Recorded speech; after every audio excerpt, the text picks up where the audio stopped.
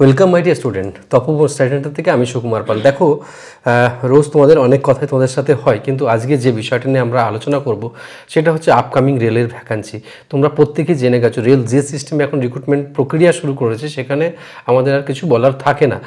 প্রতি বছরই সব রকম ফর্ম বেরোবে, তো আমরা কতটা তৈরি আছি সেই ব্যাপারে। আর আজকের যে বিষয়টা একদম চর্চিত হবে সেটা হচ্ছে একটা পেপার কাটিং দেখে শুরু করব।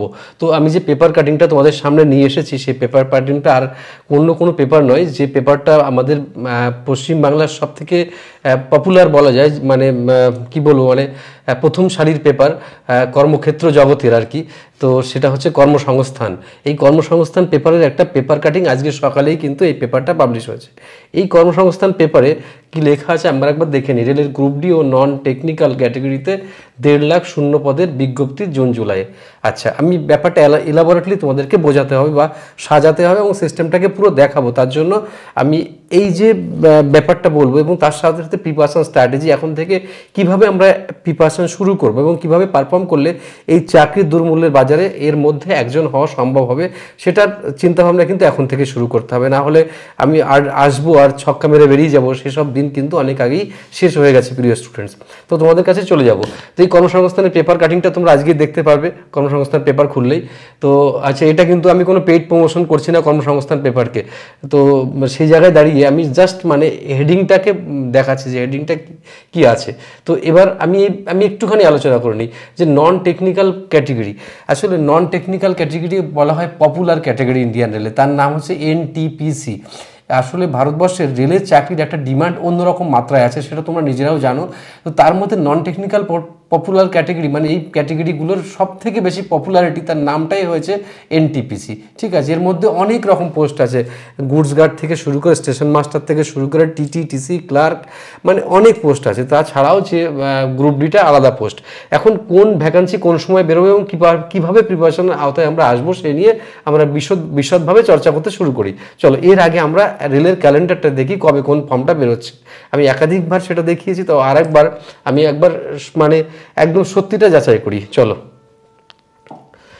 দেখো, এই যে গভর্নমেন্ট অফ ইন্ডিয়ার, মানে এটা তোমরা দেখেছো যে এই যে মানে অনেকের কাছেই কিন্তু এটা তোমাদের কাছে আছে। তো এই জিনিসটা আমরা একবার ফলো করব। আমার এই পোর্শনটা দেখার এখন খুব একটা দরকার নেই যে কারা কি করছে। আমি একটুখানি জুম করে সামনের দিকে চলে যাচ্ছি, ধরো জুমিং করে সামনের দিকে চলে যাচ্ছি, জুমিং করে। তো দেখবো জুমিং করলে, আচ্ছা আমি একটু উপরের দিকে তুলে নিচ্ছি ব্যাপারটা। দেখো, একটুখানি ভালো করে দেখে নেবো, আমরা খুব সুন্দর করে দেখে নেবো। দেখো, এই যে মানে এনটিপিসি গ্র্যাজুয়েট লেভেল 4, 5, 6 এ নিয়ে একটা ফর্ম বেরোবে, সেই ফর্মটা। আর তাছাড়া বেরোবে আন্ডার গ্র্যাজুয়েট, যেখানে 2 এবং 3 লেভেলের টিটিটিসি থেকে শুরু করে এই সমস্ত ক্যাটাগরি যেগুলো আছে, ক্লার্ক বা রিজার্ভেশন ক্লার্ক, সেই সব সেটা।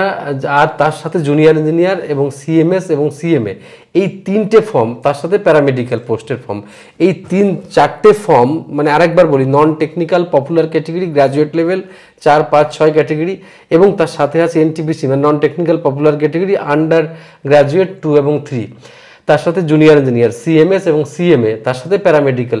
মানে এই ফর্মগুলো অ্যাকচুয়ালি বেরোবে হচ্ছে, দেখো জুন মাসে বেরোবে। প্রপোজাল ড্রাফট সিইএন মানে সেন্ট্রাল এমপ্লয়মেন্ট নোটিশ নম্বর দিয়ে 2024 জুন মাসে বেরোবে। একদম মানে পুরোটা কনসেপ্ট ক্লিয়ার হচ্ছে তো ব্যাপারটা। তো এখানে কি পরিমাণ ভ্যাকান্সিটা সেটা আমি কর্মসংস্থান পেপার থেকে দেখালাম। তো এই জায়গায় দাঁড়িয়ে জুন মাসে যদি বেরোয়, জুন মাসে আবার মানে ফর্ম ফিল আপ শুরু হবে। এখন তো ফর্ম ফিল আপ চলছে, আরপিএফ এর ফর্ম ফিল আপ চলছে। তার মানে এমন একটা সিস্টেম কিন্তু আমাদের দেশে শুরু হয়েছে, সারা বছরই কিন্তু ফর্ম ফিল আপ চলছে। আর তোমরা জানো সেন্ট্রাল গভর্নমেন্টের চাকরির একটা অনেস্টিজম কিন্তু অলওয়েজ রয়েছে এবং সেটা থাকবেও আশা করা যাচ্ছে। সেই ক্ষেত্রে এবার আসি লেভেল 1, মানে যেটাকে গ্রুপ ডি আমরা বলি, আরআরসি লেভেল 1 যেটাকে বলি, সেই লেভেল 1। দেখো লেভেল 1 আর তার সাথে মিনিস্ট্রিয়াল বা আইসোলেটেড ক্যাটাগরি, স্টেনো ফেস্টোনো যেসব পোস্টগুলো থাকে সেই সবগুলো কিন্তু এই দেখো 30 সেপ্টেম্বর 2024। আলটিমেটলি যা বোঝা গেল, তার সামনে আমাদের এবছরের একটা টার্ন ওভার যেটা শুরু থেকে শুরু হয়েছিল লোকো পাইলট দিয়ে, অ্যাসিস্ট্যান্ট লোকো পাইলট দিয়ে, সেটার কিন্তু শেষ হবে এই জুন বা সেপ্টেম্বর দিয়ে শেষ হবে। তাহলে আমরা কবে কোন ফর্ম বেরোবে একদম নিট অ্যান্ড ক্লিন হয়ে গেলাম। এখানে কিন্তু কোনো ডাউট আর কারোর থাকছে না, কারণ রেলওয়ে একদম পাই টু পাই সেই হিসেবে চর্চা করে কিন্তু ফর্মটা বের করছে। তো আমি আবার এটাকে সাইজে ছোট করে আমি যা কথা বলবো তোমাদের সাথে। এখন যেটা প্রশ্ন উঠবে সেটা হচ্ছে যে তোমার হাতে কিছু ছেলে মেয়ে আছে যে ফর্ম বেরোলে শুরু করব, অমুক করলে তমুক, তারা কিন্তু চাকরি পাওয়া তাদের পক্ষে আজকের দিনে ভীষণ টাফ। তো চাকরি যদি পেতে চাও কয়েকটা শুনে নাও, পথ শুনে নাও। সেটা হচ্ছে রেগুলার ওয়াইজ প্রিপারেশান করো। শুধুমাত্র রেলের চাকরি চিন্তা করছো, সেটা নাও করতে পারো, তুমি পুলিশের চাকরির পরীক্ষা দিতে পারো, অন্য চাকরির প্রিপারেশনও দিতে পারো, স্টাফ সিলেকশন সিজিএল হতে পারে, এমটিএস হতে পারে, সিএইচএসএল পরীক্ষা দাও, কোনো অসুবিধা নেই। কিন্তু তোমার প্রিপারেশন স্ট্র্যাটেজিটা কিন্তু ধারাবাহিকতা রাখতে হবে। একদিন 7 ঘন্টা, একদিন 10 ঘন্টা, একদিন 20 ঘন্টা, বা একদিন 5 ঘন্টা, একদিন পড়লাম না 5 দিন, তাহলে কিন্তু চাকরি পাওয়াটার চাপ হয়ে যাবে।